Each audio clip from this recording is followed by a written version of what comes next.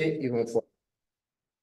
Donc, bonjour à tous, bonjour à ceux qui sont sur YouTube en semaine. Donc, ce matin, je vous ai distribué sur vos chaises, il y a un petit document quand même, plusieurs pages.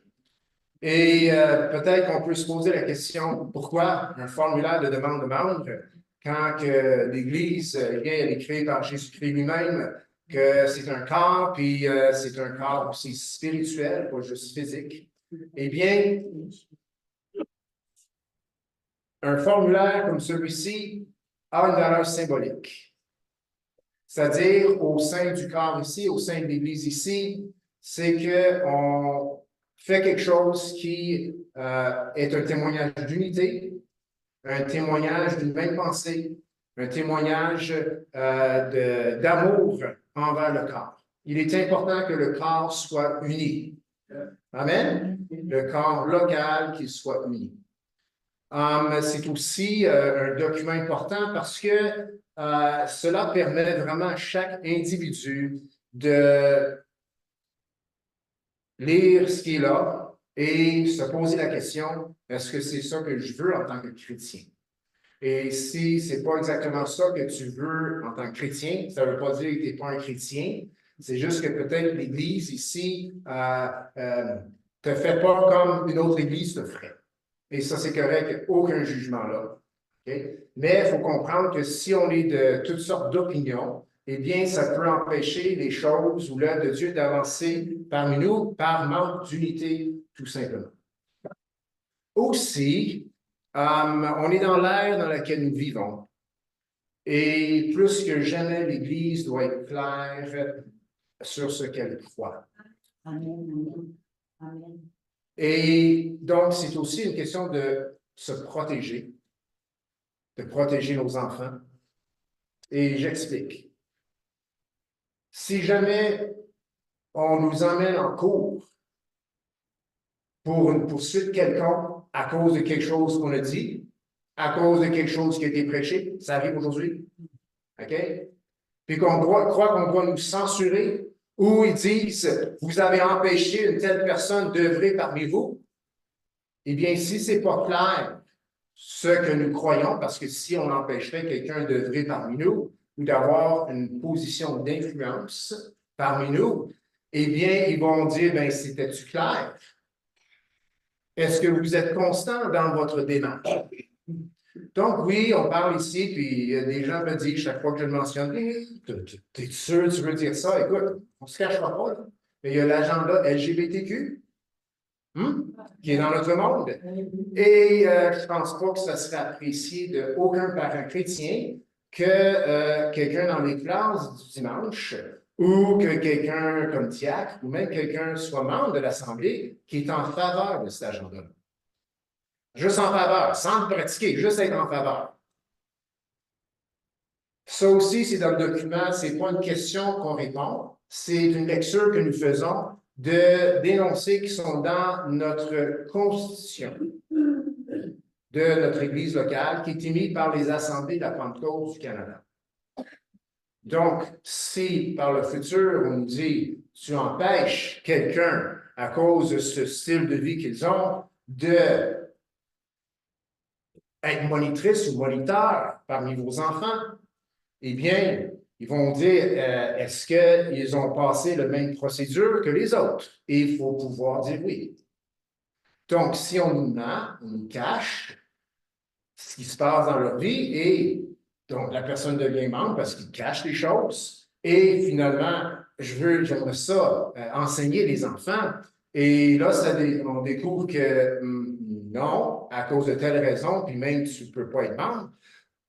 Et la raison serait que parce que dans notre formulaire, c'est écrit que tu as lu et que, c'est la dernière question d'ailleurs, c'est ça, je déclare avoir fait de la lecture des énoncés vérités essentielles et questions pratiques des pages 3 et 7 de ce formulaire. Et si tu en fais la lecture et tu veux devenir membre pareil, c'est parce que, en quelque part, tu veux peut-être, si tu as des choses contraires à ce qui est énoncé là, c'est parce qu'en quelque part, tu veux être une mauvaise influence. Donc, en quelque part, il faut être honnête envers tous et choisir avec qui on fait patrie. Amen? Donc, notre projecteur, il a décidé d'aller sur le chômage ce matin. Et donc, si on tourne à la première page, là, c'est des informations personnelles. Donc, et on vous demande la permission de pouvoir distribuer ces informations personnelles dans notre bottin téléphonique de l'Église. Pour le demander, il y a des gens qui ne veulent pas que leur numéro de téléphone soit divulgué ou leur adresse courriel, et on peut comprendre cela. Donc, surtout dans le contexte dans lequel nous vivons aujourd'hui, mais soyez assurés que selon nos politiques, eh bien, toutes les informations que nous avons, eh bien, on les garde, on ne les distribue pas, on les distribue peut-être parmi l'Assemblée ici, c'est-à-dire numéro de téléphone, adresse courriel, juste pour avoir des contacts et favoriser la communion fraternelle, mais même si on préfère que ce ne soit pas fait, eh bien, c'est correct aussi, vous avez tout simplement à cocher non, où c'est écrit, donnez-vous l'autorisation à l'EPN de publier votre numéro de téléphone et adresse courriel dans le bottin de l'Assemblée. Donc, si on tourne la page, il y a 13 questions qui sont là, 13, excuse-moi, 15 questions qui sont là. Et ces questions s'inspirent de ce qu'on enseigne au nouveau. Donc, l'an passé, en 2023, de janvier à juin, on a une série de prédications sur le potentiel d'un couple au nouveau. Et parce que dans le fond, quelqu'un qui vient à Jésus, il faut l'enseigner. Amen? Amen. Et une fois qu'il a fait quand même eu un suivi dans sa nouvelle vie chrétienne avec des gens matures dans la foi, eh bien, il devrait être capable de répondre à chacune de ces questions-là parce que ces questions-là vont avoir été répondues via un cours, une formation ou par des rencontres. Donc, on ne regardera pas tous les versets, bien que cette semaine, j'ai sorti tous les versets et d'ailleurs, je les ai quelque part. Je les ai toutes ici, ça fait que certainement, on ne les cherchera pas toutes parce que ça va être trop long. Il y en a comme 35. Là. OK? Et puis, le projecteur, il a fait des défaut, ça fait que pour moi, il trouvait que c'était trop aussi. Et même, j'avais des doutes rendus vendredi, comment je m'allais m'y prendre ce matin. Je pense qu'il y a des versets, on n'a juste pas besoin de chercher. Amen? Comme, voici l'agneau de Dieu qui ôte le péché du monde, dans Jean 1, 29, je crois. On sait ça. Amen? Donc, c'est ça. Mais il y en a, je vais quand même sortir plus les versets qui sont plus, pas litigieuses, mais qui mettent en valeur la particularité de notre mouvement. Puis c'est là que souvent, ça peut peser dans la balance si je deviens membre ou pas. OK? Donc, première question, et puis vous pouvez répondre en s'en allant ce matin, c'est pour ça que j'ai laissé des stylos. Je reconnais cependant qu'il y a quand même des informations qui doivent être écrites et peut-être qu'on n'aura pas le temps ce matin. Si vous pouvez ramener le formulaire le plus rapidement possible, dimanche prochain, parce que tous ces formulaires-là, toutes ces demandes-là, eh bien, sont reçues par le comité de direction que l'Assemblée a mis en place. Et c'est ça, et on fait à chaque année. Là, le formulaire a changé. Avant, c'était un renouvellement chaque année. Là, on a comme retravaillé le formulaire initial et peut-être qu'il n'y aura pas de renouvellement, peut-être qu'on va juste refaire le même formulaire à chaque année, mais de le travailler. C'est un document vivant dans le sens que modifiable en tout temps pour le rendre plus clair, pour le rendre plus pertinent, pour le rendre plus utile. OK? Aux fins pour laquelle le formulaire existe. Donc, première question. Crois-tu que l'œuvre salvatrice de Jésus-Christ est l'unique moyen pour le pardon des péchés? Ah, mais si vous cochez non, là, bien, on va aller vous rencontrer. Puis on va vous emmener à Jésus. Amen? Donc, on va laisser faire ces deux passages. Reconnais-tu ton état pécheur? Et as-tu reçu Jésus-Christ dans ta vie? Amen. Oui ou non? Donc, il y a ici, on parle de... on voit Jésus comment? Seigneur, Sauveur. Est-ce que je reconnais que j'ai besoin de lui? Ça, c'est la question 2. Parce que je peux vraiment reconnaître Jésus comme Seigneur et Sauveur, mais pas reconnaître mon état pécheur et mon besoin de lui.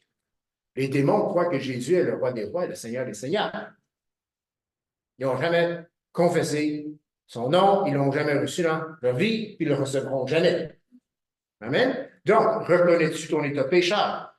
Donc, la première question, c'est le moyen. L'unique moyen est Jésus-Christ. Deuxième question, c'est notre état à nous qui reflète ou qui démontre notre besoin de ce Sauveur, Seigneur Jésus-Christ. Donc, non seulement reconnaître ton état, t'as-tu reçu dans ta vie Jésus-Christ? Hein? L'as-tu reçu? Comment est-ce qu'on fait ça? Eh bien, on le croit dans notre cœur, nous le confessons dans notre bouche. Romains 3, 23 qui dit, tous ont péché, tous sont privés de la gloire de Dieu. Amen? Donc, si quelqu'un dit, je ne reconnais pas mon état pécheur, eh bien, Romains 3, 23 dit que tu es pécheur. Car tous, pas tout le monde sauf toi, tous ont péché et sont privés de la gloire de Dieu. Amen? Et Romains 10, 9 à 10, c'est là qu'il s'écrit croire dans son cœur, confesser de sa bouche que Jésus-Christ est Seigneur. Amen? Le confesser, c'est de le dire. C'est pas juste de le reconnaître dans son cœur, c'est de le dire. C'est pas juste de croire à l'intérieur, c'est de le vociférer à l'extérieur. Et troisième question, toujours en rapport avec la question de Jésus qui est Seigneur, Sauveur, mais aussi Seigneur. Et pour qu'il soit notre Seigneur, c'est une démarche, c'est une poursuite, ça exige la discipline. Jésus devient notre Sauveur, il est notre Sauveur. Il nous sauve du moment que nous plaçons notre foi en lui et qu'on le confesse de la bouche. Amen? Mais qu'il soit Seigneur de notre vie, c'est une autre question. Amen? Donc, question 3. Désires-tu faire de Jésus le Seigneur de ta vie? C'est bien désires-tu. C'est pas as-tu fait.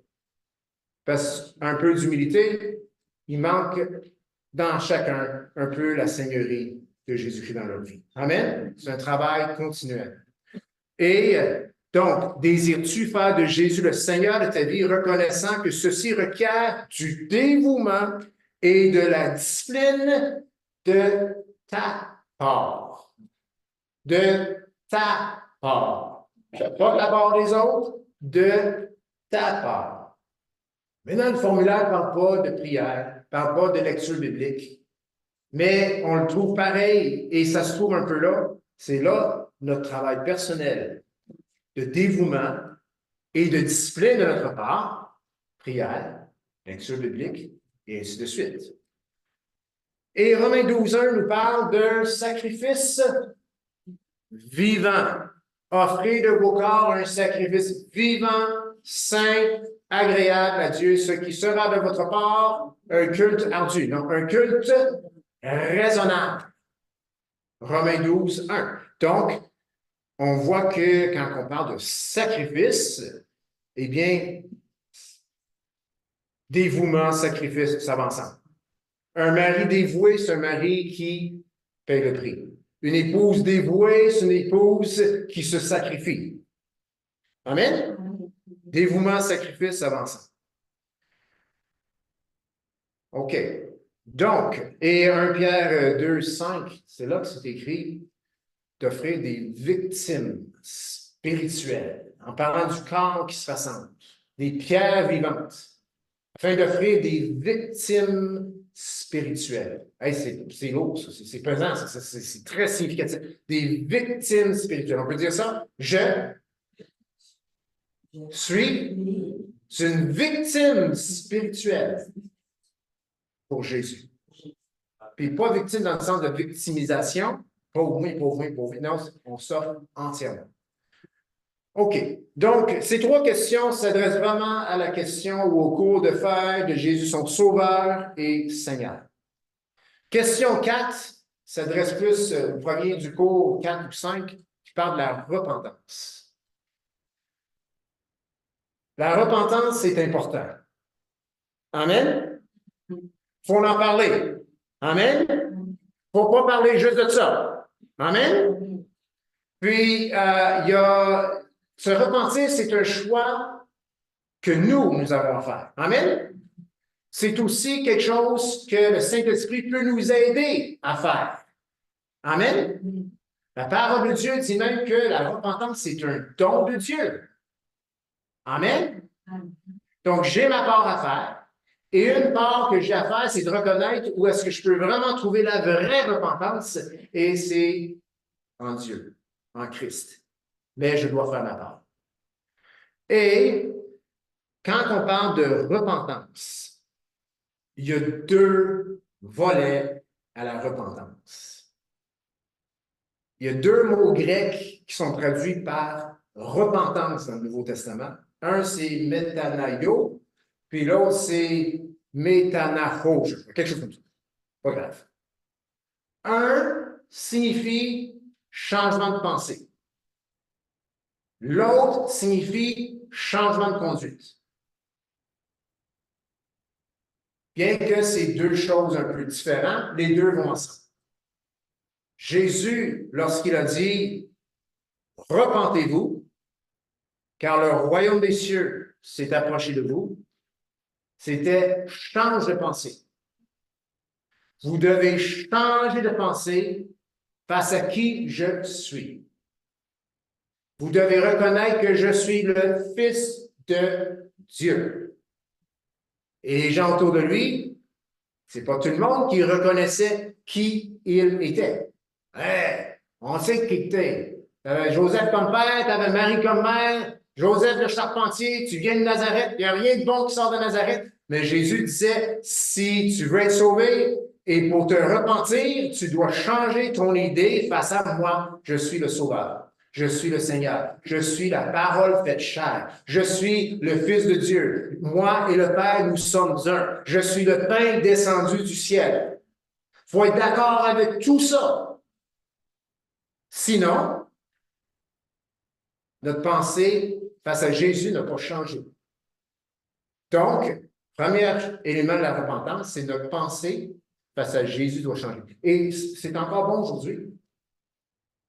Jésus, ce n'est pas un sauveur. Jésus, c'est le sauveur. Jésus, ce n'est pas un moyen. Jésus, c'est le seul moyen. Et si, on dit, moi, je suis chrétien, mais l'autre avec sa religion, c'est juste que Dieu a un autre nom pour lui, mais c'est le même Dieu. Désolé, ta pensée sur Jésus n'est pas correcte. Jésus lui-même a dit, je suis le chemin, la vérité et la vie. C'est pas, je suis un chemin, une vérité et une sorte de bonne vie. Non, c'est je suis le chemin, la vie, la vérité. Amen? Donc, si notre pensée, elle est mondaine, c'est-à-dire qu'une religion, le christianisme, c'est comme toute autre religion, c'est l'homme qui a inventé ça, puis si ça lui fait du bien, ben vas-y. Si tu n'en as pas besoin de ce béquille-là, ben t'es fait droit-en. C'est pas ça. Non, non, non. On a besoin de Jésus. Amen. Le monde entier a besoin de Jésus. Amen. Personne ne peut être sauvé sans avoir Jésus comme sauveur. Amen. Puis si tu as un autre sauveur que Jésus, tu es perdu. Amen. Deuxième aspect de la repentance, c'est le changement de conduite. Donc, il faut reconnaître qu'on est pécheur et on se détourne de notre péché. Si notre pensée face à Jésus n'a pas changé, ou si elle n'est pas bonne, on ne se détournera pas de notre péché. D'ailleurs, c'est un péché de dire que Jésus, c'est un Dieu comme un autre. Donc, du moment que tu reconnais qui est Jésus, tu viens de détourner d'une fausse pensée. Tu viens de changer en quelque sorte ta conduite intellectuelle, ta conduite émotionnelle, spirituelle. Mais il faut aussi se détourner du péché. Le péché ne convient pas aux chrétiens. L'adultère, ça ne convient pas aux chrétiens. L'ivrognerie, ça ne convient pas aux chrétiens. La médisance, la calomnie, ça ne convient pas aux chrétiens. Ah, est-ce que c'est des choses qui sont déjà arrivées avec des chrétiens? Oui. Il faut se détourner de ces choses. Donc, repentance, changer sa pensée face à Jésus, avoir la bonne pensée, se détourner de la mauvaise conduite, de mauvaises habitudes, et se diriger à la suite de Jésus selon ses principes, selon sa parole. Amen? Donc, reconnais-tu que la repentance implique de croire que Jésus est le Fils de Dieu, qui s'est fait chair, et de se détourner du péché? Matthieu 3, 2 et 8. 1, c'est change de pensée. L'autre verset, c'est dans le 2, c'est Jean-Baptiste qui parle. Il parle aux pharisiens. Il parle aux pharisiens et il dit portez des fruits dignes de la repentance. Repentez-vous, portez des fruits dignes de la repentance. Changez de conduite. Détournez-vous de votre péché et portez des fruits de la repentance. Matthieu 3, 8, soit que c'est Jean-Baptiste ou c'est Jésus qui prêche, il dit repentez-vous car le royaume des cieux est proche. Changez de pensée car le royaume des cieux est proche. 5e question. Crois-tu que Jésus continue de baptiser aujourd'hui les chrétiens du Saint-Esprit? Celle-là, on va tourner dans Acte 1, verset 5, Acte 2, verset 39. Les passages sont proches. Pourquoi cette question, elle est importante? Eh bien, premièrement, 1, 2, 3, 4 peuvent être répondus par le monde chrétien en général. C'est ce qui vraiment, c'est la porte d'entrée dans la vie chrétienne, de recevoir Jésus comme Seigneur et Sauveur de sa vie. Maintenant, le verset 5, il faut comprendre qu'il y a des chrétiens qui ne croient pas que Jésus baptise aujourd'hui du Saint-Esprit, tandis qu'il y a d'autres chrétiens qui le croient. Nous le croyons. Amen? Pourquoi? Parce que, comme je l'ai dit la semaine passée, je suis un littéraliste. Amen? La Bible n'a pas dit que ça a arrêté, fait que moi, je ne dirai pas que ça a arrêté. Amen? C'est tout. That's it, that's all. Amen? Amen. OK. 1,5 qui dit, Jésus dit, car Jean baptise d'eau, mais vous, dans peu de jours, vous serez baptisés du Saint-Esprit. On a lu la promesse ce matin, Matthieu, acte 2, verset 39, car la promesse est pour vous, pour vos enfants et pour tous ceux qui sont au loin, en aussi grand nombre que le Seigneur, notre Dieu, les appellera. Il n'y a pas de time frame, c'est-à-dire il n'y a pas un délai de temps, il n'y a pas un chronomètre. C'est pas écrit, c'est juste pour ceux qui entendent ce jour-là. Jésus le dit aux apôtres, dans peu de jours, vous serez baptisés du Saint-Esprit. Et Pierre, dans sa première prêche, dit que c'est pour vous tous également. Et si on continue, on voit que c'est le cas chez Corneille aussi. Si on continue dans Acte 19, on voit que c'est la même chose pour les chrétiens d'Éphèse. Si on va dans Acte 4, je crois, Philippe, en Samarie, on voit que c'est la même chose pour les Samaritains aussi. Ils ont reçu le salut en Jésus-Christ. Ils ont ensuite reçu le baptême du Saint-Esprit. Il n'y a rien qui dit que c'est arrêté aujourd'hui. Mais il y a beaucoup de gens dans le monde chrétien qui disent que ce n'est pas le cas aujourd'hui.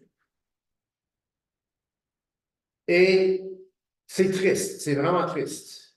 Parce que beaucoup des gens de cette faction, si vous voulez dire, si on peut dire ça, de ces gens qui disent que c'est plus le cas aujourd'hui, ont pointé du doigt ceux qui le manifestent aujourd'hui en disant que si on fait du bien au royaume de Dieu, c'est malgré eux. Et cette faction qui pointe du doigt même accuse et démonise la chose. Et la réponse de ceux qui le vivent, c'est qu'ils se retournent vers ceux qui les critiquent et les appellent frères. C'est la bonne attitude. Amen? On a accusé Jésus d'être démonisé aussi en passant. Jésus les a bénis pareil, il les a aimés pareil.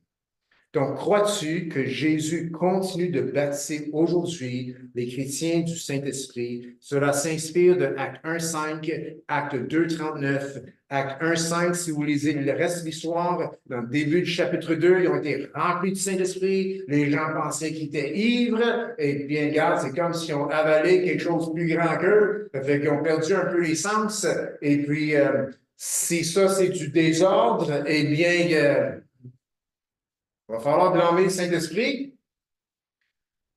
Amen? On ne peut pas nier les passages sont là. Et c'est vrai. Malheureusement, la chair embarque souvent, puis des fois, ça peut faire du désordre. Ça ne devrait pas avoir lieu.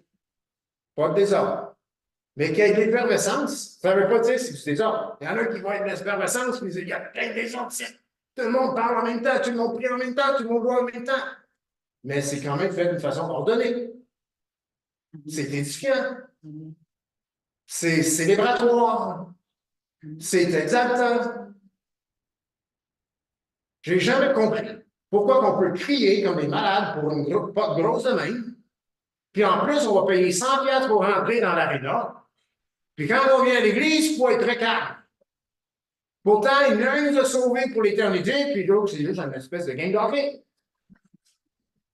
Il n'y a personne qui critique quand ils ont l'estrade Noël. Mais c'est chose sauter à l'église. Là, c'est un autre histoire. Désolé de mon effervescence. Mais soit qu'on croit, on ne croit pas. Si on ne croit pas, on ne le vivra pas. Si on le croit, on est en démarche, si on ne l'a pas vécu, de le découvrir. Donc, question de transparence. Crois-tu que Jésus continue de baptiser aujourd'hui les chrétiens du Saint-Esprit? 6. Rapport avec la même question du Saint-Esprit. Crois-tu que le signe du parler en langue indique que le chrétien est, excuse-moi, j'ai délaissé mes notes, indique que le chrétien est baptisé du Saint-Esprit? Petit changement ici. Et on va le voir parce qu'on adopte la version révisée de 2022, la Constitution de l'Église locale. On va l'adopter en assemblée d'affaires début avril. Et les assemblées de la Pentecôte ont retravaillé, ont clarifié la doctrine et d'ailleurs, ont travaillé celle-là sur le Saint-Esprit, le baptême du Saint-Esprit. Avant, c'est indiqué signe initial. En passant, j'aime toujours ça. Je trouve que ça rend les choses claires. Ils ont enlevé signe initial, bien qu'ils ne l'ont pas vraiment enlevé, parce que si tu lis ce qui est là, et tu lis ce qui est dans leur croyance, eh bien, crois-tu que le signe du parler en langue indique que le chrétien est baptisé du Saint-Esprit? Et ça se base sur Actes 2:4, où ils ont reçu le Saint-Esprit et ils parlent en d'autres langues. Ça se base sur Acte 10:46, chez Corneille, quand il a prêché, le Saint-Esprit est descendu, puis ils étaient tous surpris. Hein? La promesse est pour eux aussi, car ils les entendaient tous parler en langue et louanger Dieu. On va le garder ensemble. Allez dans Acte 10:46, avancez un peu. Acte 10:46. 10:46.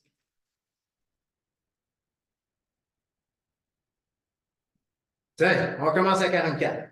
Je peux faire ça parce qu'on n'a pas de projecteur. Comme Pierre prononçait encore ces mots, et il prêchait l'Évangile. Le Saint-Esprit le coupait, l'a interrompu. Le Saint-Esprit est descendu sur tous ceux qui écoutaient la parole. Tous les fidèles circoncis qui étaient venus avec Pierre furent étonnés de ce que le don du Saint-Esprit était aussi répandu sur les païens. Pourquoi? Pourquoi qu'il pouvait dire que le don du Saint-Esprit était répandu sur les païens? Car, le mot est là, car il les entendait parler en langue et glorifier Dieu. Donc, de là vient la pensée, la croyance qui est reflétée dans le verset 6, dans la question 6. Avancez, Acte 19, verset 6. Acte 19, verset 6.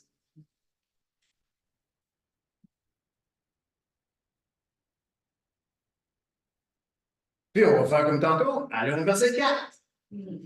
Alors Paul dit, Jean baptisé du baptême de repentance, disant au peuple de croire en celui qui venait après lui, c'est-à-dire en Jésus. Sur ces paroles, ils furent baptisés au nom du Seigneur Jésus. Donc après qu'ils furent baptisés, lorsque Paul leur eut imposé les mains, le Saint-Esprit vint sur eux, et ils parlaient en langue et prophétisaient. Ils étaient en tout environ 12 hommes. Ça se passait comme ça dans le livre des Actes. Il n'y a pas de « Amen » à la fin du livre des Actes. C'est comme une histoire qui n'est pas finie encore. Et même, beaucoup de théologiens disent, ça ne devrait pas être l'acte des apôtres, ça devrait être les actes du Saint-Esprit. Le Saint-Esprit agit encore aujourd'hui. Amen. Et si nous croyons que le signe du parle en langue indique, j'ai un fait là, j'ai un signe là, ça indique que la personne a été remplie du Saint-Esprit. Ah, le pasteur, je parle en langue puis je me sentais vide. Puis, tu as demandé pour à la bonne personne, tu as cru l'avoir recevoir. C'est une expérience dans laquelle nous grandissons et qui nous fait grandir. On a besoin du Saint-Esprit. Amen. Si je n'avais pas le Saint-Esprit, si je ne demandais pas d'être rempli du Saint-Esprit tous les jours, je ne serais plus là devant vous, je m'aurais découragé, ça fait longtemps. J'aurais lancé la serviette, ça fait longtemps. Mais le Saint-Esprit nous garde forts. Amen. Courageux. Amen. Oui. Je vois, il y a une main levée pour une question. Oui. Rempli du Saint-Esprit, c'est la même chose, dans le sens où, mettons, des fois, dans l'Ancien Testament, il disait que David était rempli de l'esprit de sagesse ou Josué. Est-ce qu'on parle la même expérience, la même chose, ou c'est comme deux langages séparés? C'est probablement deux choses séparées. Maintenant, baptisé du Saint-Esprit, on dit une fois, rempli du Saint-Esprit, à maintes reprises. Amen. J'ai besoin d'être rempli du Saint-Esprit. Je demande au Saint-Esprit de me remplir. Chaque fois que je me remplis, Saint-Esprit, remplis-moi. Amen. OK? Donc, c'est ça. Oui, c'est vrai. Si tu as fait une étude biblique sur le Saint-Esprit, eh bien, il est présent du début jusqu'à la fin de la Bible. Il est présent du début du monde et avant le début du monde, et jusqu'à aujourd'hui et jusqu'à pour l'éternité. Mais le baptême du Saint-Esprit, ça commence dans Acte 2. Ce qui s'est passé avant, puis on dirait qu'il y avait des gens effectivement remplis du Saint-Esprit, mais c'était l'élite, c'était le roi, c'était le prophète. C'est pas pour tous en aussi grand nombre que le Seigneur les appelle. Donc, ce n'est pas juste pour l'élite, c'est pour tous. Amen? C'est probablement là. C'est d'ailleurs là la différence. 7, toujours au sujet du Saint-Esprit. Donc, il y a 3 questions sur le Saint-Esprit, 5, 6 et 7. 7, comprends-tu que la nature du baptême du Saint-Esprit est de nous impartir sa puissance pour communiquer et être ses témoins en parole et en action? Acte 1.8. Reculez un peu. Acte 1.8. C'est marqué là, et vous serez mes témoins. Vous serez mes témoins. Un témoin, ça parle. Amen. Quelqu'un rempli du Saint-Esprit, ça dégèle les cordes vocales. Amen. Ça donne courage, ça donne force, ça donne détermination. C'est un esprit de force, d'amour et de sagesse que nous avons reçu, et non un esprit de timidité. Amen. Donc, comprends-tu que la nature du baptême, donc la nature de cette expérience, eh bien, c'est de nous impartir sa puissance pour communiquer et être ses témoins en parole et en action. Là, vous pouvez dire, tu sais, celui-là, là, il dit qu'il est rempli du Saint-Esprit. Hey, parle en langue, il prophétise, il manifeste des dons spirituels, mais sa vie est, elle laisse à désirer. Je vais être franc avec vous. Souvent, les nouveaux chrétiens sont remplis du Saint-Esprit, ils manquent de sanctification. Puis les vieux chrétiens, ils l'ont peut-être, il semblerait plus la faire au niveau de la sanctification, mais le Saint-Esprit, il a mangé une claque. Soyons francs. Soyons honnêtes. Puis, j'ai rien contre la sagesse. Mais pour avoir la vraie sagesse, il faut offrir son corps comme un sacrifice vivant. Amen? Mais on devient trop sage avec notre message. Au point qu'on ne dira pas à personne pour ne pas offenser qui que ce soit. Ça, c'est un manque de sagesse. Ça, c'est ne pas craindre Dieu. Amen? Amen? Donc, la nature du baptême du Saint-Esprit, oui, nous donne, nous impart sa puissance, puis il nous fait aller la bouche. Amen? Amen. Good. OK. Acte 4, 31. Allons là aussi. C'est une deuxième expérience où ce que les apôtres, les disciples, Et ceux qui étaient avec eux étaient remplis du Saint-Esprit. Et ça vient juste après que Pierre et Jean ont été persécutés pour leur message.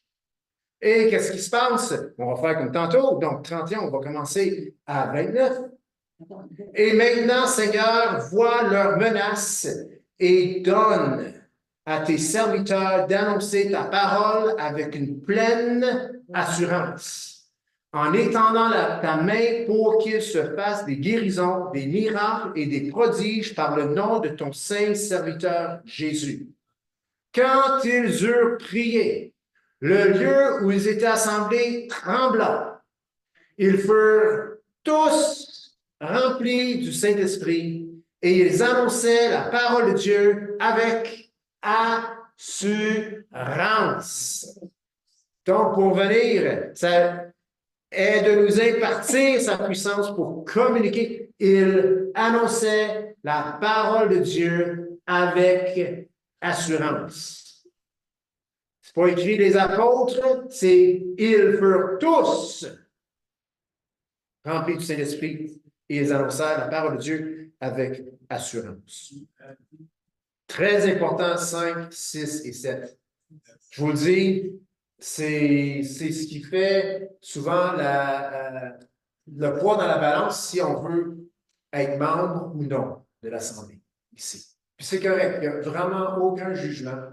Et puis je ne suis pas en train de dire que si tu ne remplis pas ce formulaire-là ou que tu ne deviens pas membre, que je n'ai pas de chance. Je ne pense pas. C'est bon. On teste parce qu'il semble un peu paresseux aussi. Si on ne devient pas membre de cette église locale, on n'est pas en train de dire que vous n'êtes pas chrétien. Non, pas du tout. On est juste en train d'établir c'est quoi peut-être nos différences et être d'accord sur nos différences. Amen? Amen? Ça devrait être présent dans le monde chrétien et puis on devrait se bénir les uns les autres. Mais ici, et je le crois de tout mon cœur, si on ne laisse pas le Saint-Esprit se manifester, nous n'avancerons pas et nous ne ferons pas l'œuvre de Dieu. Et il n'y aura pas de vraie conversion. Il n'y aura pas de vraie délivrance. Il n'y aura pas de rien de puissant qui va se passer. Maintenant, je ne vais pas dans les autres églises pour les analyser, puis je ne les critique pas non plus. Je ne les pointe pas du doigt. Que Dieu les bénisse. Mais, en même temps, laisse-nous vivre. Amen? Amen? Yes, OK. 8. Là, c'est la Bible. Qu'en penses-tu de la parole de Dieu? Crois-tu que la Bible spécifie l'Ancien et le Nouveau Testament est pas une, est la révélation écrite du caractère de Dieu et de ses desseins de salut pour l'humanité et toute la création. Matthieu 5, Jésus qui parle, t'enlèveras pas un iota ou point de lettre, pas de barre sur le thé, pas un petit fragment d'une lettre, tu t'en enlèveras pas tant que c'est pas tout accompli. Si c'était le cas pour Jésus, c'est parce qu'il disait que la parole de Dieu, elle était à être honorée et que toute la parole, bon, le Nouveau n'était pas entièrement écrit encore, mais les apôtres ont reconnu le Nouveau comme inspiré égal à l'Ancien. Donc, Jésus, s'il l'a reconnu, nous aussi, nous le reconnaissons. Amen? Et lui va décider quand chaque parole est accomplie. Amen? Hébreux 11, 1 et 2, c'est où on nous dit que autrefois la parole nous avait dit, et là on a vu le Fils, la parole fait chair, se manifester parmi nous et il a parlé. D'où vient le Nouveau Testament? OK. C'est beau de croire que la Bible, c'est la parole de Dieu. 9. Mais, question très importante, est-elle pour toi l'autorité finale? L'autorité finale et absolue en matière de foi et de conduite. Si elle fait partie d'autres livres pour déterminer c'est quoi une bonne conduite? Eh bien, ce qui est écrit ici était l'autorité finale. Finale. Amen? Amen. C'est Dieu qui a le dernier mot sur notre conduite. En matière de foi et de conduite, c'est bon que les deux termes sont là. Parce que la conduite doit provenir de notre foi, la marche de la foi. Mon juste marchera, vivra par la foi. Mais cette marche, cette foi doit être déterminée par la Bible qui en fait autorité, qui fait autorité finale. Amen. On déroge la parole de Dieu, on a dérogé de la foi. On peut revenir en passant. Dieu ne rejette personne. 10. Là, on s'en va un peu dans le pratique. Premièrement, est-ce que tu reconnais que c'est par la foi que tu es sauvé? La Bible nous le dit très clair. Aussi que c'est par la foi que le chrétien saisit les promesses de Dieu. Et que cela nous mène vers un style de vie qui reflète les principes trouvés dans la parole de Dieu. Éphésiens 2:8, ça indique que nous sommes sauvés par la foi. Hébreux 11:1, c'est la définition de la foi, qui est une démonstration des choses qu'on ne voit pas. La parole de Dieu dit qu'il devrait y avoir telle chose ou telle conduite dans ma vie. C'est pas là encore, mais par la foi, je les démontre. Ces choses que je ne vois pas encore. Amen? Donc, bien qu'on peut subir les mauvais coups de la vie, les difficultés, les attaques, les empêchements, dans tout cela, on est appelé à avoir ce style de vie qui est de marcher par la foi et non par la vue. Je suis malade, je suis malade. C'est vrai, on ne nie pas, on nie le pas. Marchons cependant par la foi et non par la vue. Laisse pas ces choses empêcher ou teindre ou tordre notre perspective de qui Dieu est, de sa bonté, de son amour, de sa puissance, du potentiel que nous avons en tant que chrétiens qui marchent par la foi. Amen.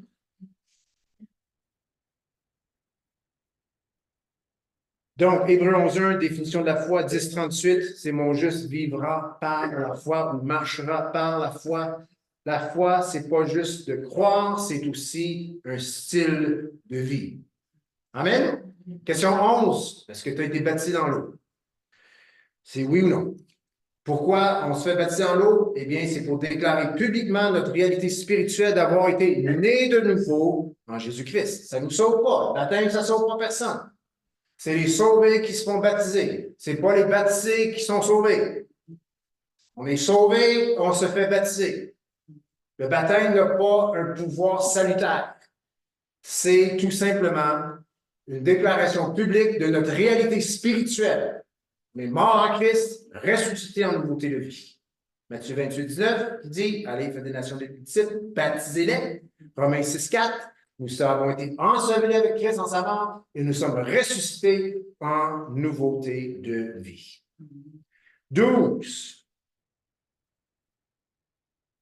Alors, on est dans la pratique. Crois-tu que c'est un acte d'obéissance que d'appartenir à une église locale et de participer activement à la vie de cette assemblée? Hébreux 10:25 qui dit « N'abandonnons pas notre assemblée comme c'est la coutume de quelques-uns. » Acte 2:46 qui dit qu'ils se rassemblaient tous les jours. Ils se rassemblaient. Ils venaient ensemble, cette première église. Et Paul a écrit des lettres à toutes sortes d'églises, toutes sortes de cellules, des gens qui se rassemblaient. Comme j'ai dit la semaine passée, c'est une de nos valeurs, le mot « assemblée ». De venir à l'église, appartenir à une église locale. C'est quelque chose qui est pour nous important. Amen. On passe à côté de la traque quand on va à une église, à l'autre, à l'autre, à l'autre. C'est correct de prendre des vacances de temps en temps. Amen? C'est correct d'aller dans une autre église de temps en temps. Mais j'appartiens à une église locale.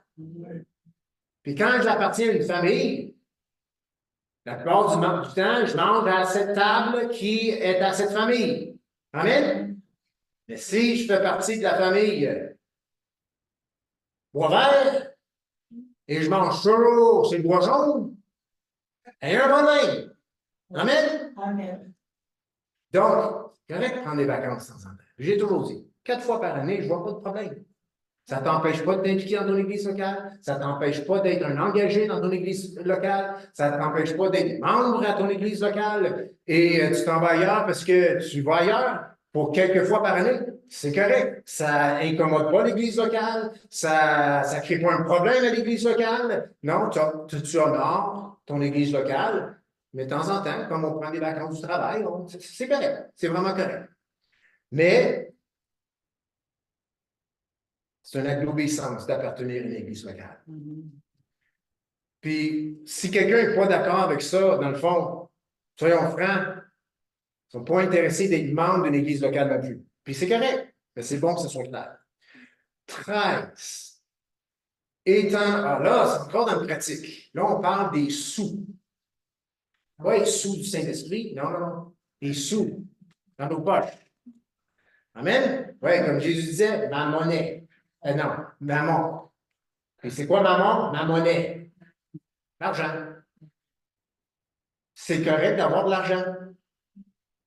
Amen? Mais on ne doit jamais servir l'argent. On doit s'en servir. Amen? On ne peut pas avoir deux mains.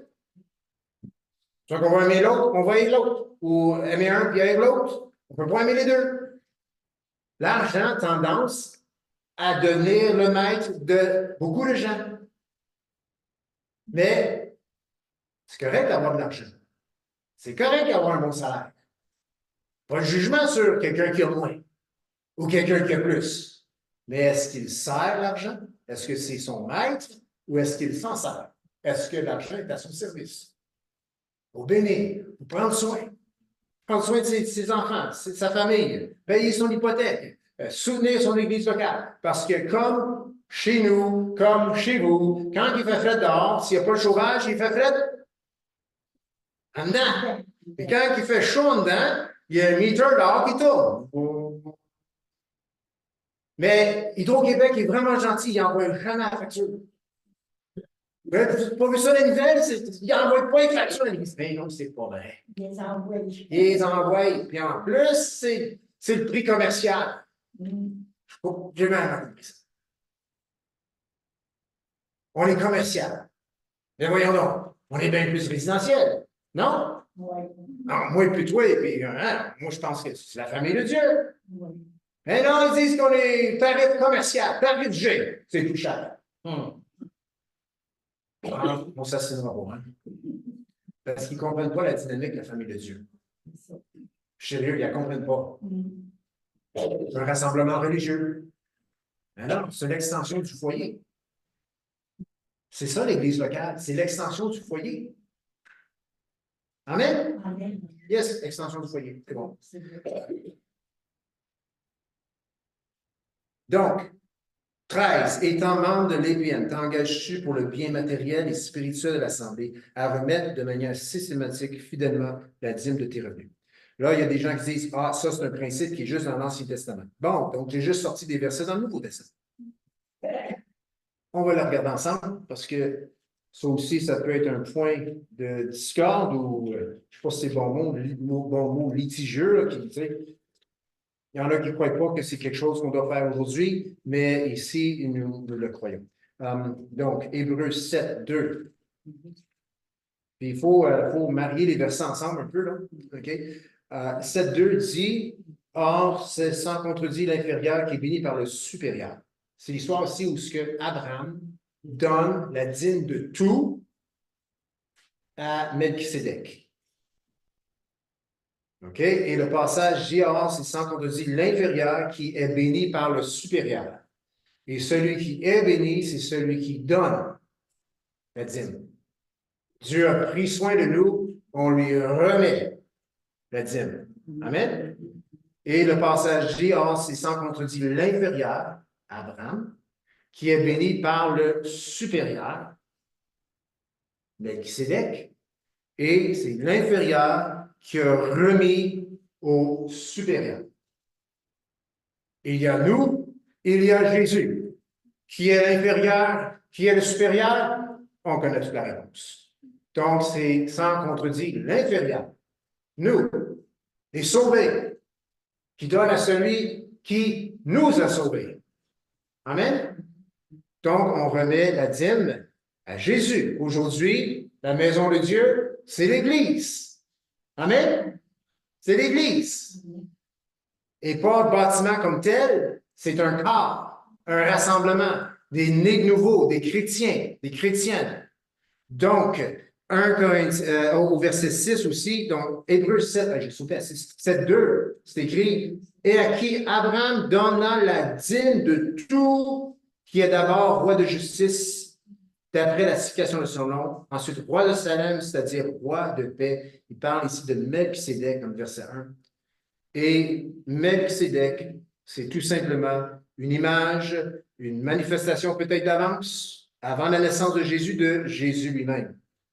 Donc, Abraham donna la dîme de tout, tu veux remarquer, de tout à ce roi de justice, Melchisédek. Et on voit aussi dans 1 Corinthiens 16, 2, Paul qui dit de mettre de côté à chaque semaine. Donc, c'est là qu'on voit le principe d'assiduité. On a besoin d'être à chaque semaine, mais à chaque mois, il y en a à chaque année. Bon, OK. J'aimerais-tu donner ma dîme à chaque semaine, à chaque mois ou à chaque année? Bien, prenons la réflexion suivante. Veux-tu une paye par année, ou une paye par semaine, ou une paye aux 2 semaines, ou une paye au mois? Paye aux 2 semaines, c'est quand même possible. Vrai? Par semaine, même, il y en a qui préfèrent aux 2 semaines. À chaque mois, il faut avoir un plus gros coussin. À tous les années, c'est problématique. Parce que les factures, ils n'arrivent pas toutes dans décembre. Non, non. Puis, si on le fait une fois par année, des fois, on se rappelle de ça le 1er janvier. Puis l'année d'avant, il a tout passé. Mais les factures sont toujours là. Donc, c'est vraiment pratique, mais c'est un principe spirituel. C'est un acte de foi. Et 2 Corinthiens, allez dans 2 Corinthiens 9, 6 à 15, c'est dans le Nouveau Testament de donner avec générosité, de donner, qui est un symbole, finalement, donner financièrement, c'est symbolique de semer. Et donc, 2 Corinthiens 9, j'y arrive, versets 6 à 15. Sachez-le. Puis là, ici, Paul parle d'une offrande qui lance. Chassez-le. Celui qui sème peu, moissonnera peu. Et celui qui sème abondamment, moissonnera abondamment. Hey, c'est Paul qui dit dans 2 Corinthiens que chacun donne comme il a résolu dans son cœur, sans tristesse ni contrainte, car Dieu aime celui qui donne avec joie. Et Dieu peut vous combler de toutes sortes de grâces, afin que, possédant toujours en toutes choses de quoi satisfaire à vos besoins, vous ayez encore en abondance pour toute bonne œuvre. Selon qu'il est écrit, il a fait des largesses, il a donné aux indigents, sa justice subsiste à jamais, celui qui fournit la semence au semeur et du pain pour sa nourriture, vous fournira et vous multipliera la semence et il augmentera les fruits de votre justice. Un lien ici entre générosité, entre des principes financiers, puis des fruits spirituels, fruits de justice. Vous serez en sorte enrichis à tous égards pour toute espèce de libéralité qui, par notre moyen, feront offrir à Dieu des actions de grâce. Verset 15. OK. Car le secours de cette assistance non seulement pourvoit aux besoins des saints, mais il est encore une source d'abondante, de nombreuses actions de grâce envers Dieu. En considération de ce secours dont ils font l'expérience, et glorifient Dieu de votre obéissance dans la profession de l'Évangile de Christ et de la libération de vos dons envers eux et envers tous. Ils prient pour vous, parce qu'il vous aime à cause de la grâce imminente que Dieu vous a faite. Grâce soit rendue à Dieu pour son don inégalable. Donc, même dans le Nouveau Testament, on ne peut pas déconnecter les finances, la générosité. Et si on cherche un principe de comment donner, eh bien, la Bible parle de la dîme. On vient de répondre à une question qui dit qu'on reconnaît l'Ancien comme le Nouveau, comme parole et autorité finale dans nos vies. Si on arrache le principe de la dîme, ben, il faudrait peut-être repenser à la question numéro 8.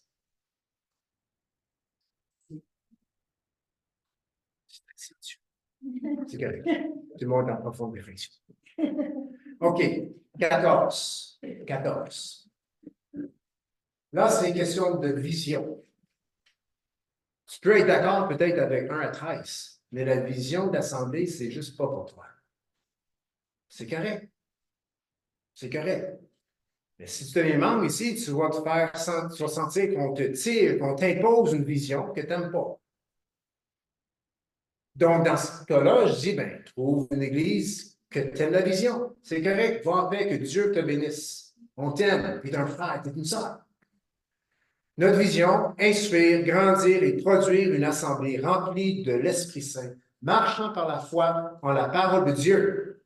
Et les versets qui sont là dans le Proverbe 29-18, Osée 4-6, c'est tout simplement, faute de vision, le peuple périt. Faute de connaissance, le peuple périt. C'est encore dans le pratique, je peux vous assurer.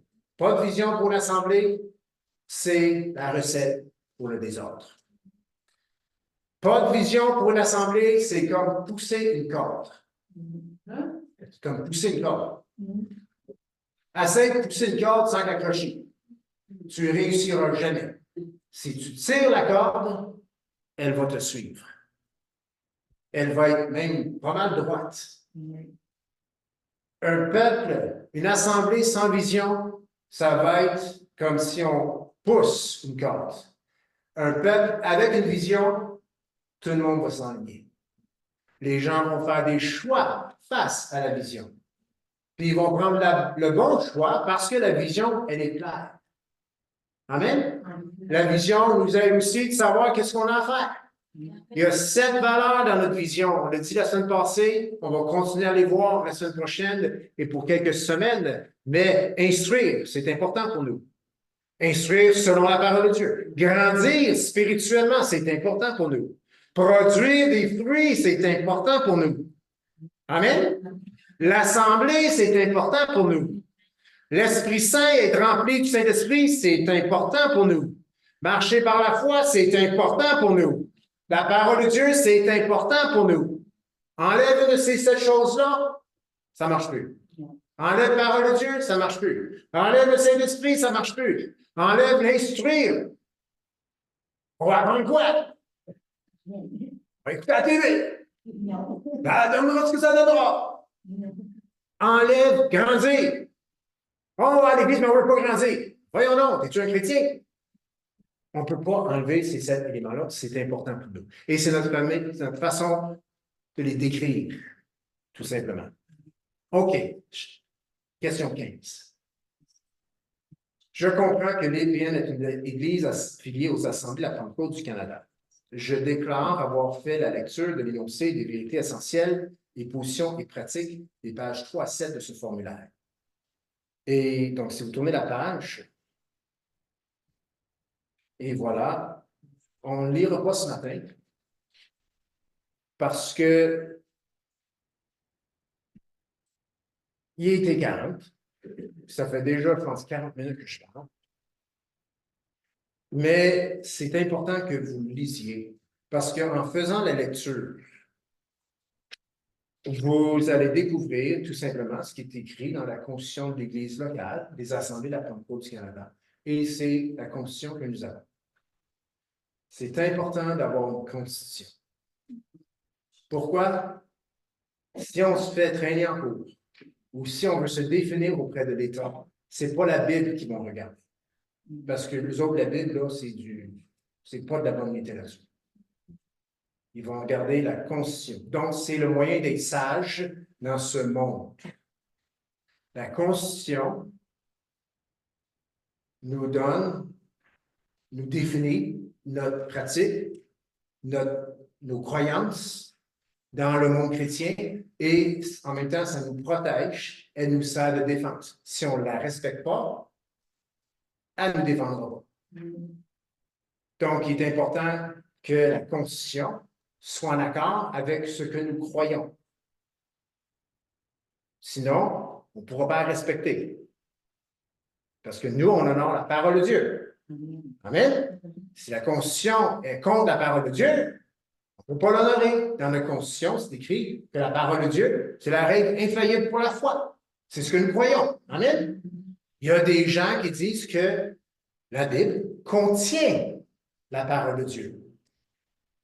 Oui, il y a des églises qui disent cela, que la Bible contient la parole de Dieu. Nous, ce n'est pas ça qu'on dit. Nous disons que la Bible est la parole de Dieu. Si elle contient la parole de Dieu, c'est parce qu'il y a beaucoup là-dedans qui n'est pas parole de Dieu. Donc, si dans notre conscience, c'est écrit qu'elle est la parole de Dieu, là, il y a des problématiques dans ce monde, puis on nous traîne où on ne veut pas y aller. Puis on dit, bien, est-ce qu'ils ont agi, est-ce qu'ils ont pris des décisions selon leur constitution? Eh bien, notre constitution, on a pris des décisions selon la parole de Dieu. Et la parole de Dieu, pour nous, c'est la règle infaillible. OK, donc, tout le monde le savait avant l'incident. C'était clair, c'était pas caché. Puis, les assemblées de la Pentecôte du Canada est en place, existent, parce qu'il y a un bill privé qui a été passé en 1917 ou 22, quelque chose de même, pour que le mouvement puisse exister. Donc, le gouvernement connaît notre Constitution. Il la connaît. Il n'est peut-être pas d'accord avec. Il la connaît, puis elle a le droit d'exister. On a le droit d'y adhérer. Et en y adhérant, ça n'empêche pas que nous honorons à 100% la parole de Dieu. Je vais juste lire. Il y a des sections qui n'étaient pas là avant. Et donc, quand c'est bien question, bon, la création, le salut, le baptême du Saint-Esprit, on n'a pas mal touché ces questions-là dans ce que j'ai dit tantôt. L'Église, le rétablissement, donc Jésus qui revient, qui restaure toutes choses. Mais c'est aussi important, puis ça, c'est pas dans les questions, mais les positions et pratiques. Parce que les positions et pratiques, ça aussi, ça peut créer des dilemmes pour les chrétiens. Exemple, il y a des chrétiens qui vont dire, même si ce n'est pas de ta faute, même si la raison c'est l'adultère, tu ne pourras jamais te divorcer. Tu ne pourras jamais recommencer. Même si l'autre est retourné dans le monde et ainsi de suite. Il y en a qui croient puis qui restent célibataires le restant de leur vie. C'est correct. C'est vraiment correct. Et ils se basent sur ce qui est des versets qui sont là dans la parole de Dieu. Il y en a d'autres qui vont dire que, basés sur d'autres versets, parce qu'il faut comprendre, c'est un sujet contemporain qui, des divergences d'opinion s'appuient chez les chrétiens, s'appuient sur des versets de la parole de Dieu et leur interprétation. Donc, il y en a qui vont dire, sous certaines circonstances, c'est correct, le remariage. Donc, ça, c'est dans le mariage et la famille, OK? Et les assemblées de la Pentecôte du Canada. Je vais le lire ici. Ça a été très long avant qu'ils acceptent un remariage dans leurs églises, OK? Je pense que ça a changé ça en 91 ou 92, ça. Il était dans les derniers, OK? Mais c'était sous certaines conditions. Un, il faut qu'il y ait vraiment eu de l'adultère. Deux, il faut que le pardon soit prodigué. T'sais, on s'en va là, ben il y a eu adultère, c'est beau, j'arrête ça, c'est fini. J'ai le droit, la porte de sortir là. Non, non. Le chrétien doit pardonner. Le chrétien doit chercher la restauration. Puis on conseille là, il conseille 2 ans. Prendre le temps. Ce n'est pas le temps d'aller chercher un autre ou un autre. On veut honorer le mariage. Amen. Donc, est-ce qu'il y a possibilité de restauration? Première étape, pour qu'il y ait possibilité, il faut qu'il y ait le pardon, la guérison.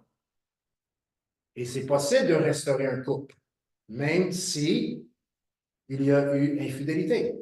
Amen? C'est possible. Donc, tantôt, c'est impossible parce que l'autre partie ne veut pas, refuse. Dans ce cas-là, après un certain délai de temps, eh bien, ils vont permettre, sous ces conditions-là, que cette personne-là puisse se remarier. Ça ne veut pas nécessairement dire qu'ils vont se marier dans l'église locale, parce que ça devient aussi une question d'église locale. OK? Comment on veut travailler au travers de tout ça. Des fois, ils vont se marier civilement et l'Église va tout simplement reconnaître que c'est un mariage, mais pour être franc, les chrétiens trouvent que c'est important qu'il y ait quelque chose fait à l'Église. Donc, c'est la pensée des assemblées de la Pentecôte du Canada qui, à mon avis, est très sage, très quand même équilibrée. On n'est pas une machine à mariage, OK? Et c'est toujours du cas par cas, exemple. Puis c'est des vieils exemples que je vous donne, là. Aujourd'hui, le portrait est très différent. Mais un couple arrive à l'église puis ils sont déjà remariés. Ils ont 2 enfants. Est-ce qu'on va leur conseiller de divorcer? On va détruire la vie de ces 2 enfants. Il n'y avait pas d'enfants dans les autres liens. Ben, je pense que la logique est un peu là. On va prendre soin de la famille. Dieu pardonne. En passant, David a été adultère. Abraham, il a vendu sa femme. Ça, c'était l'homme de la foi, puis l'autre, c'était l'homme selon le cœur de Dieu. Donc, il faut comprendre que ces problématiques-là, c'est pas au-delà de la grâce et de la compassion et le pardon de Dieu. Jésus, il a couvert il a payé pour tous les péchés. Amen? Dans le passé, c'est comme s'il a couvert tous les péchés, sauf celui du divorce. Mais le divorce, c'est un péché. Il faut se dire. La Bible dit, Dieu est le divorce. Mais on ne la traite pas à la légère, même si la grâce est là. On ne prend pas la grâce de Dieu en vain. C'est plus compliqué de se marier une deuxième fois qu'une première fois. Donc, c'est une question aussi de transparence.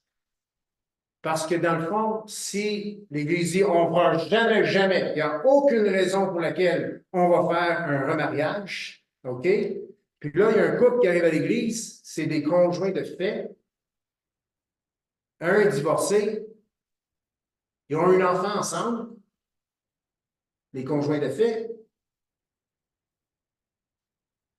puis s'ils avaient arrivé à l'Église mariés, personne n'aurait posé des questions. Mais vu que le mariage n'est pas fait encore, là, on a un problème. Mais c'est comme, regarde, si vous allez accepter, si nous allons accepter un couple qui rentre déjà remarié, puis on va refuser et condamner, si vous voulez, ou dire de séparez-vous, briser une famille parce qu'ils n'ont pas rentré nos seigneurs avant de se remarier, bien, en quelque part, ça devient, écoute, on est-tu assez courageux pour porter nos culottes, là, et dire, regarde, je pense que la meilleure chose serait pour l'enfant, il y a un non-retour. Donc, vous voyez, c'est vraiment du cas par cas. C'est du cas par cas. J'honore, OK, ceux qui choisissent la position la plus conservatrice. On en a parmi nous, qui ont même remarié après la même personne après s'être divorcée. C'est wow. C'est wow. C'est pas tout le monde qui font ce choix-là. C'est pas toujours possible. OK? C'est vraiment du cas par cas. Mais en même temps, il faut être sage là-dedans et ça devient une décision, je pense, pastorale envers la brebis. Et il y a un mouvement qui définit des barèmes à suivre là-dedans. Vous avez les barèmes qui sont là. Et c'est ça. Donc, c'est bon que tout le monde le sache. Donc, tu as position mariage et famille, position sur le divorce, position sur le remariage. Des bonnes choses à lire, juste pour être au courant. Et tu as aussi un rajout, 6.4, le genre. Ça, c'est nouveau, on n'a pas besoin de faire ça le 20 ans. OK? Définir, c'est quoi notre croyance au sujet du genre. C'est pas selon ce monde, c'est selon la parole de Dieu. OK? Donc, c'est important que vous le lisiez. Je peux le résumer. C'est que si tu viens au homme, si tu viens au monde, eh bien, on sait déjà c'est quoi ton genre. Le médecin dit en te voyant. Il n'y a personne qui est sorti de Sainte-Sa-Mère habillé en cravate. Non, non, non. Donc, physiquement, c'est déterminé si on est un garçon ou une fille. Ici, il parle selon la génétique. Donc, ça revient à la même chose. OK? Donc, le genre, c'est que nous croyons, c'est le genre qu'on avait à notre naissance. Puis c'est bien dit parce que on est compatissant envers ce dilemme qu'on peut vivre dans la société où ce qu'on remet en question notre genre.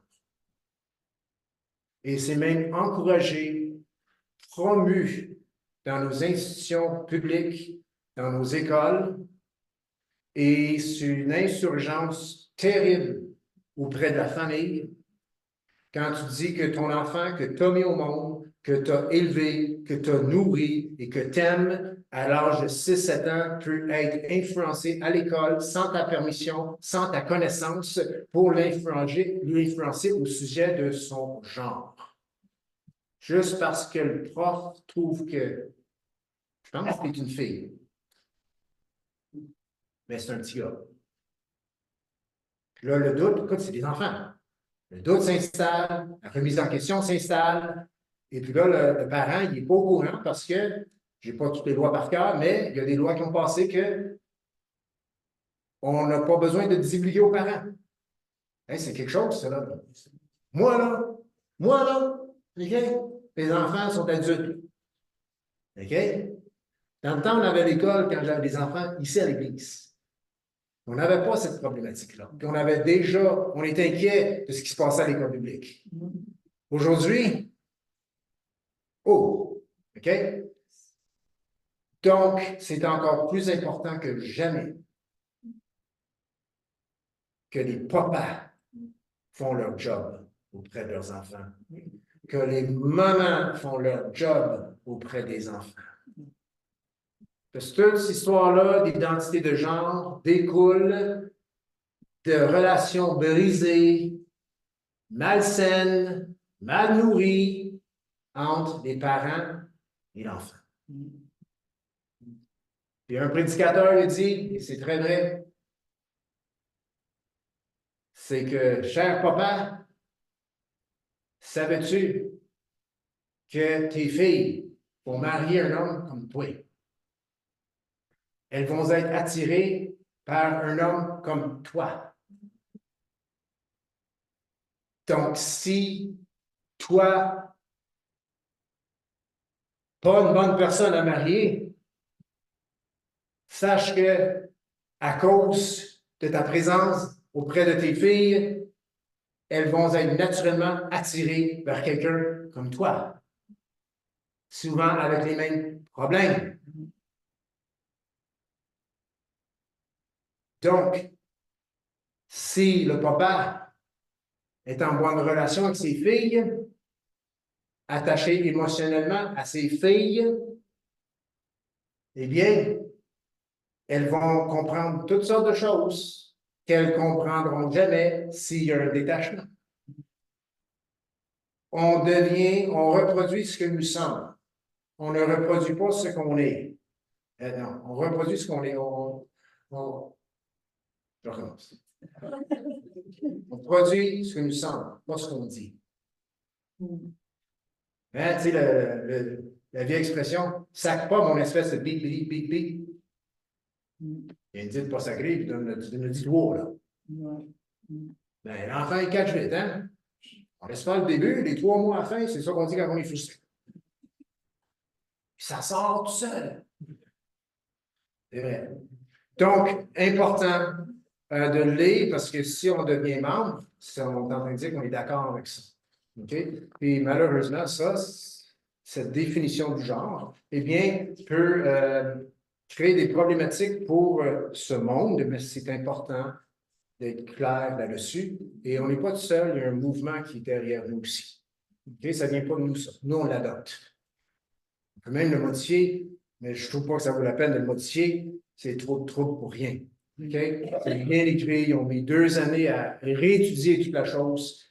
Donc, c'est là pour vous, pour lire. Si vous voulez toute la constitution de l'Église locale, allez sur APDC DQ. Vous pouvez l'écrire APDC DQ pour District Québec.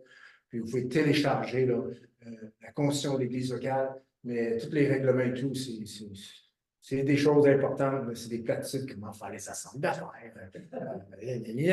Puis c'est ça.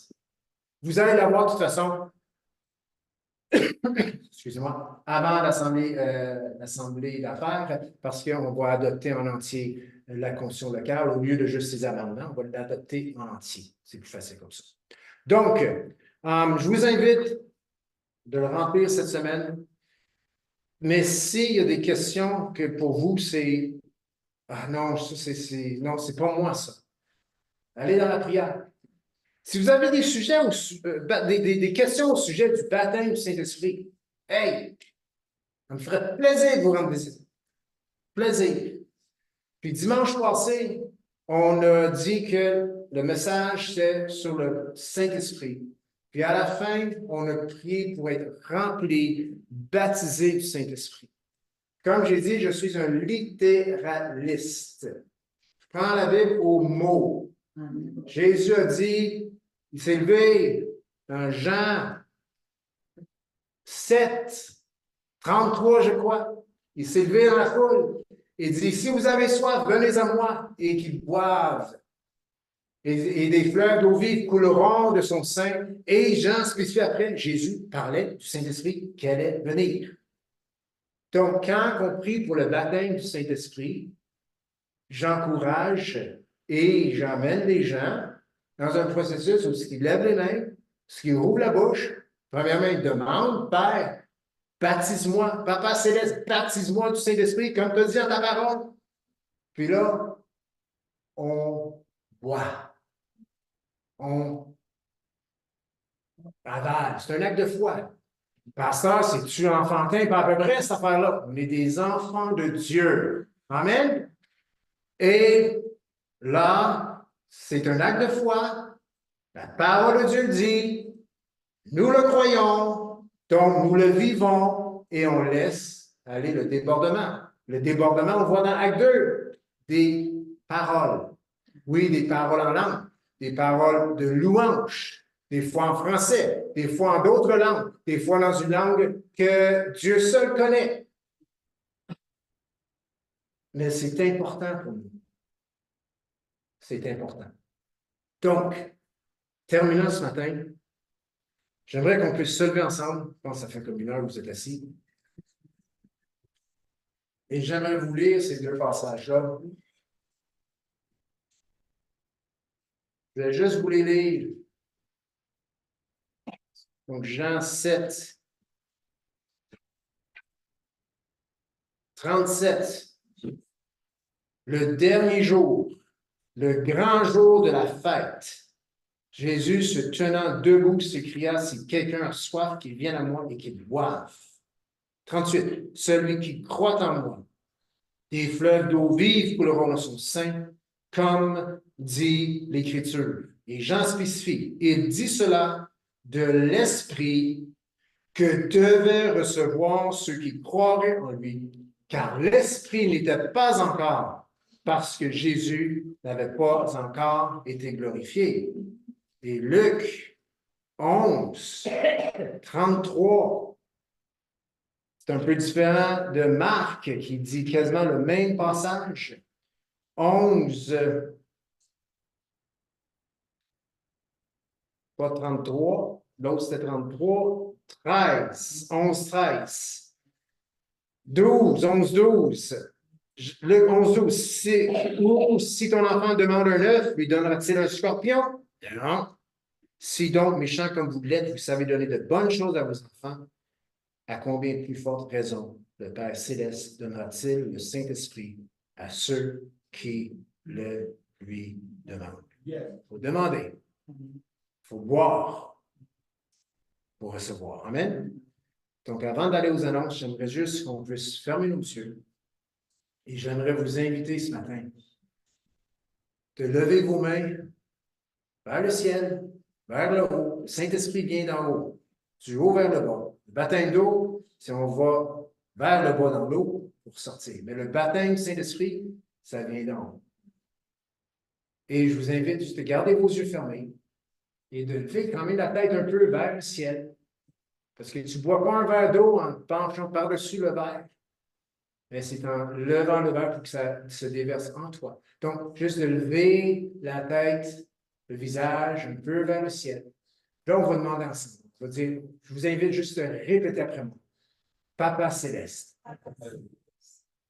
tu dis dans ta parole que tu donnes le Saint-Esprit à ceux qui te le demandent. Donc, je te le demande ce matin. Remplis-moi de ton Saint-Esprit. Je vous invite à garder silence. Ouvrir votre bouche. C'est un acte de foi. Et oui, littéralement, physiquement, avaler. Vous buvez l'eau du ciel, le Saint-Esprit. Pour être rempli, il faut avaler. C'est comme si tu prends de l'air dans tes poumons et tu avales.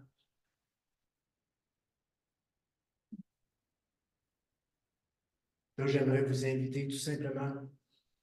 C'est correct si quelqu'un parle en langue ou que si plusieurs personnes, c'est un temps de louange, comme dans la chambre haute. C'est pas dans le but d'interpréter, c'est un temps pour glorifier Dieu. Donc, je vous invite tout simplement, faites lever vos voix, que ce soit en français, une langue inconnue, ou si c'est ta première fois, tu as une parole que tu ne comprends pas dans ta pensée, tu peux le dire avec ta bouche. Gênez-vous pas. C'est le débordement. C'est le débordement des fleuves d'eau vive qui coulent de notre sein, de nos tripes.